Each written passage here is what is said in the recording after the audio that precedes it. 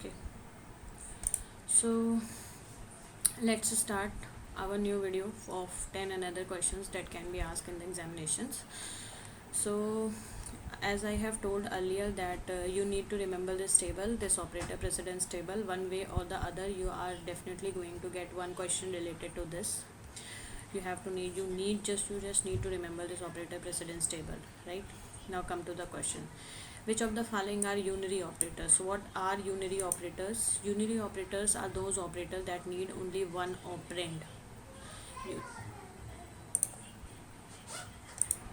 Okay, so I am making video like this because there's one question where I want to show you something, how the output will come. That's why I'm using this window capture of this OBS. I don't know much about OBS. So what is the question we were talking about? What is unary operator? Unary operator are those operators that need only one operand. That is, there will be only one operand with a unary operator. That is like in when we talk about plus, the plus need two operands. That is like 2 plus 3 is equal to 5. But unary operator are those operators that need only one operand. That is like prefix operators, postfix operators, and size of operators. So here all these three are mentioned. All these three are unary operators. So answer will be D. Where in C the order of precedence of operator does not exist. Where in C the order of precedence of operator does not exist. So uh, the question is very easy. Just you have to there is the game of words here. Wherein see the order of precedence of operator does not exist. So there is no case the order of precedence of operator does not exist. Order of precedence of operator exists everywhere. That's why I am telling you again and again, like you will get one or two questions related to this, not on this but related to this, that like they will use this order of preference in some conditional statement or in while, do while, or in macro definition. Somewhere they will use, and you have to get the answer out. So in this way, order of precedence of operator is very very very important topic. So where in see the order of precedence is operator does not exist? Nowhere. Everywhere order of precedence of operators exist. Associativity of an operator is either left to right. Just see this table. Associativity can be either from left to right or from right to left. So here right to left, left to right, random fashion is different thing. Both right to left and left to right. So answer will be D. Now which of the following method is accepted for assignment? So for assignment, as I have told in my last video, that assignment operator, the left hand side of the assignment operator have to be a variable, and the right hand side of the assignment operator have to be a constant, like this. Only this. See, left hand side have to be a variable and right hand side have to be a constant. If the left hand side is a constant, like this, if the left hand side is a constant, it will give you an error, that is L value error. Wherever the left hand side of the variable is a constant, it will give you an error, L value error.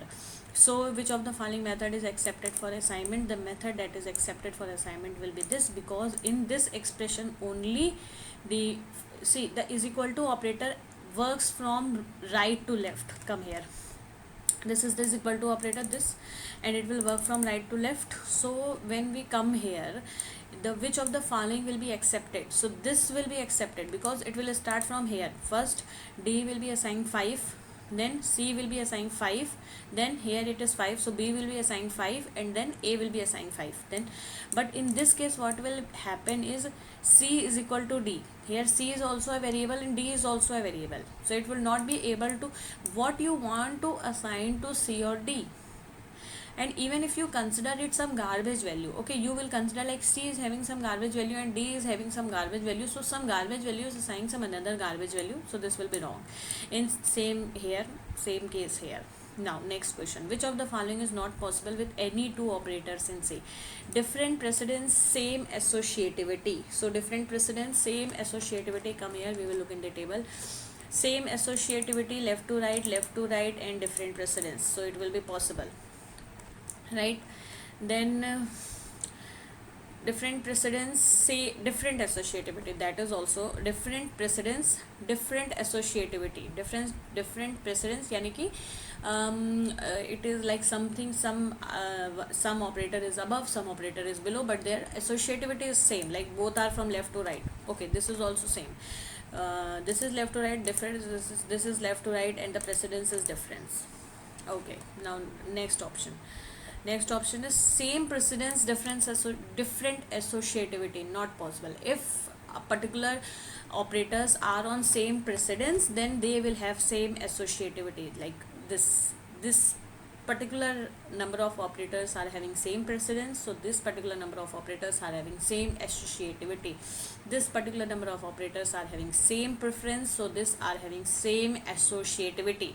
Otherwise the compiler will get confused. So the precedence is also same and the associativity also different, then the compiler will get confused, right? The answer will be C. We were talking about this question. Answer is C. This is wrong. Which of the following is possible with any two operators in C? Which of the following is possible? So these type of question, these are just what I am getting on from these questions. These are just you can say the there is a they are playing with words. Okay, it is not something, this is very very very easy. It's just playing with words, you have to just understand a little bit. Which of the following is possible with any two operators in C? So wait. Okay, so we will start from here. Which of the following is possible with any two operators in C? Any two operators, same associativity, different precedence. Possible, same associativity, same precedence. Possible, different associativity, different precedence. Different associativity, like one is from left to right and the other is from right to left, and different precedence. Possible. Only one thing is not possible, that is different one thing is not possible, that is this. Same precedence, different associativity. Okay, so answer will be D here. All the mentions is possible. Which of the following operator has the lowest precedence? Lowest precedence is of comma. You need to go through this table. You just try to learn this table. This table is very important. I am mentioning it again and again. This table is very important, right? So where were we? Okay, we were here. Which of the following operator has the lowest precedence? So comma has the lowest precedence. It comes at last.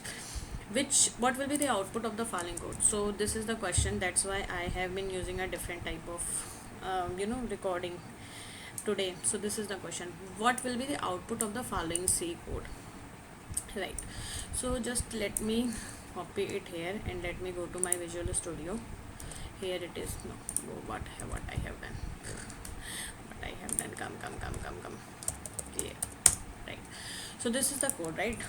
Okay, so in the question they were asking about what is the output of this code. Okay, so just look at the question and just think a little, what can be the output of the following code. Okay, fine, come on, we will start. Int x is equal to 3, I is equal to 0. Here x is 3 and I is 0. Fine. We will start with the do while loop. I am not going to explain you what is do while loop. I will consider that you know what is do while loop, because I am not going to spoon feed any one of you here. X is equal to 3. If you don't know what is do while loop and you are very new to programming, you go and watch any of the YouTube video. There are thousands YouTube video you will get there, wherein they will explain you what is for loop, what is while loop, and what is do while loop. There's nothing that anyone will explain differently. There's only one way, and each of these 1,000 video will explain that same thing. Okay, so x is equal to 3. Here when we'll come at this line, x is equal to x plus plus. Fine. So okay, consider this. First of all, you just delete this, otherwise it will give error and we would not be able to, and again then we will consider this. Okay, here whenever these are two operators. Okay, there is this prefix operator and there is this postfix operator. Okay, so what happens is, in prefix operator you will have that prefix operator plus will be like this, plus plus plus plus x, this will be prefix operator. And when you are writing something like this will be postfix operator, right? Same with decrement. If it is written like x minus minus, this is postfix decrement. And if it is written as minus minus minus x, this is postfix prefix decrement, right? Okay.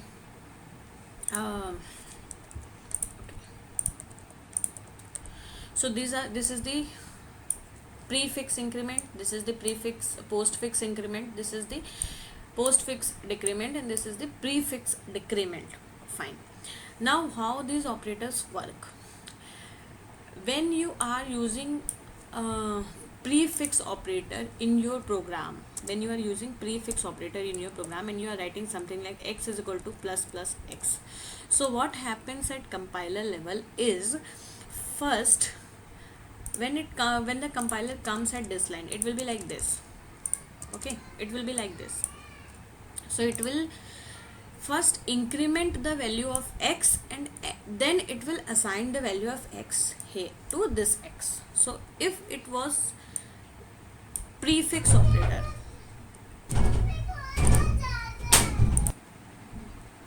कितनी बार recording stop करनी पड़ती है? Okay, fine. So where I was at here, if you are using prefix increment or prefix decrement operator in any expression, just remember that the value will be incremented or decremented first, and then it will be used in the expression. But when you are using postfix operator in the expression, the compiler reads it like this. So what happen is, in this expression the x value of x is 3, so 3 will be assigned to x first, then x will be equal to 3, and it will go to next line, that is I plus plus. It will not increment x. If you don't believe me, we can check it through program also. But what will happen in the case of postfix operator, what will happen if there is another expression here? For example, if there is another expression here, I will say like minus, I will say minus and minus minus x, if there is this expression here. So in this case, after after coming to this x, it will go this side also, and then it will work in a different way. Then if it will come to x, here the value of x will be 3. Okay, here the value of x will be 3. In this case, value of x will be 3. Okay, and then value of x will be 3, then it will go here, there will be plus plus, and then there will be minus, and there will be minus minus x. It will read like this. In the next line, 3 plus plus, here it will become 4, here it will become 4. Okay, 4, then this is the minus, and then minus minus x. First x will be decremented, x is 4 here, so x will be decremented, that is 4 minus minus 4 will become 3, and 4 minus 3 will be 1, right? If the expression is something like this, it will work like this. But since our expression does not contain this thing, okay, our expression ends here, right? Our expression is ending here. So what will happen is, in this line, the value of x will be assigned here. X is 3, and the value of x will be assigned, and it will not go this side, it will directly jump to the next line. This is the logic of this type of questions. I am definitely share a lot number of questions where you can apply this logic, so that this concept will get clear in your mind. So what will happen is, x is equal to 3, x will be assigned here, it will not go this side, and it will come to this line here. It is I plus plus, so I is 0, and I is 0, I plus plus is 1. Okay, then it will come here, I is 1 here, 1 is not equal to 3, 1 is not equal to 3, true. Then it will again go up, here it will come, now x is 3, x is 3, now again 3 is assigned to x, it will go here, and it will be I plus plus I was 1, now the I will become 2, 2 is not equal to 3, it will come here, x is equal to 3, again it will come here, I plus plus I will become 3, it will come here, 3 is not equal to 3, 3 is equal to 3, it will come to this line, and the value of x that will be printed is 3. So output of this program is 3. Okay, so the output of this program will be, output will be 3. Okay, let me show you something. Okay. Oof. What if I will show you, I will just there is this printf here na, I will show you one printf here. Okay, and now we will first we will run this program. Okay, so many I have included, gcc4.c, right? Why it is taking so much of time? Okay, fine. See, after this line I am printing the value of x, the value of x is not changing. Here I will write something else.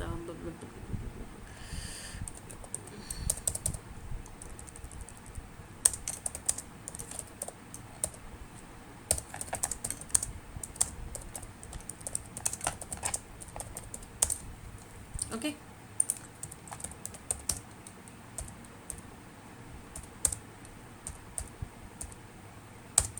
see, the value of x inside the loop is also 3, and the value of x outside the loop is also 3. What if I change it to prefix operator? As I have told earlier that postfix and prefix work in in this different way. So what I just change it to prefix operator.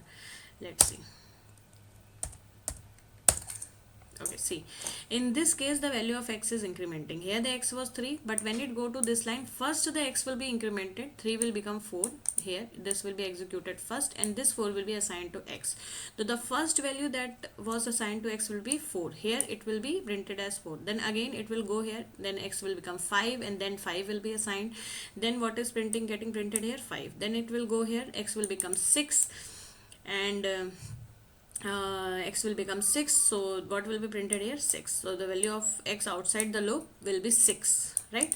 You can you can do a little of combinations like plus plus x, minus minus x, and x plus plus and x minus minus in this question, and you just try to get the output, how the output is changing. Another thing is you can get a particular type of question that how many times the loop will be executed. This type of question is also asked. They give some like do while loop and something like for loop, and they give like how many times the loop will be executed. So just do this practice a number of times so that you get to know like how many times the loop will be executed. Okay, again my next question. Okay, what will be the output of the following C code? Now another very important question. I think I will discuss it in another video because it is going to take a lot of time. What will okay, these two questions I will discuss in another video because it is going to take a lot of time. This I need to explain a lot of things in this expression, and it will not work like this here. But these two are very important question. You can get such type of question like in exam. These two are very important type of question. You can get this type of small questions you get when if you are like following that sandfoundry.com. Don't go for very large questions over there, just go for this small questions. So all these questions you can get from there. I have like personally followed that website for my CCAT exam preparation, so I suggest that you can also follow that website if you want. Otherwise I am going to cover everything in my videos.